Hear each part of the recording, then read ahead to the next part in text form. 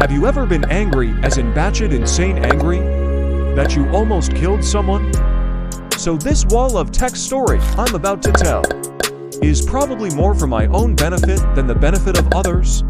It's weighed on my mind a lot over the last several months, as it happened this past summer, and I haven't felt comfortable sharing the entire story with a single other person.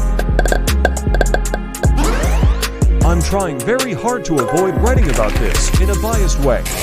I'm not trying to paint what I eventually did in a clean light. I am not the person who went batshit insane angry, but instead was a major cause for someone else becoming so.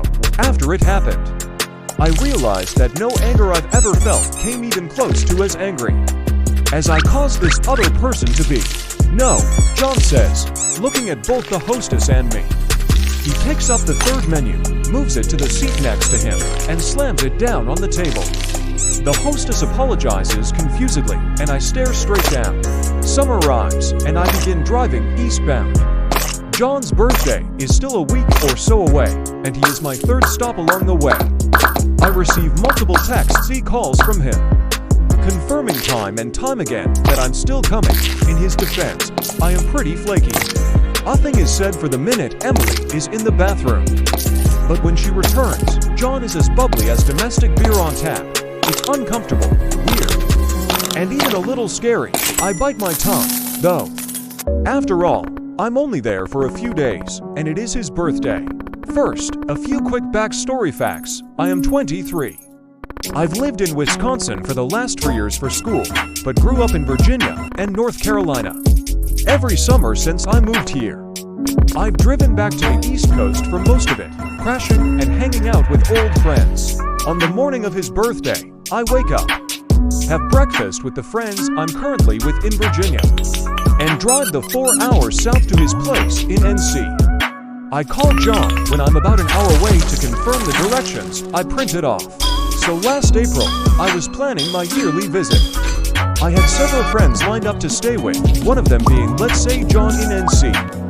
John and I had been casual friends for a good 7 years or so, not particularly close. He confirms them and asks if Emily can join him. And I am hanging out today, and at the bar as tonight. He says that they aren't together, but he convinced her to see him on his birthday. And he's hoping that she'll come around. I tell him it's fine. After all, it is his birthday. I actually had assumed, but always talked online once or twice a week. He had invited me to stay with him during the weekend of his 21st birthday. Not being one to turn down loud music and beer, I obliged. So I arrive, catch up with John, and then Emily meets us for lunch. She is pretty and friendly. She introduces herself and gives me a hug. John looks at her and very sternly asks, "Aren't you going to give me a hug?" There is a moment of awkward eye-averting tension before she laughs and hugs him. As that weekend approaches, I receive an increasing number of phone calls from him, divulging more intimate details of his life than I really care about. Particularly, he drones on about this girl he's been on again off again dating for the past several months. Her name, let's say, is Emily.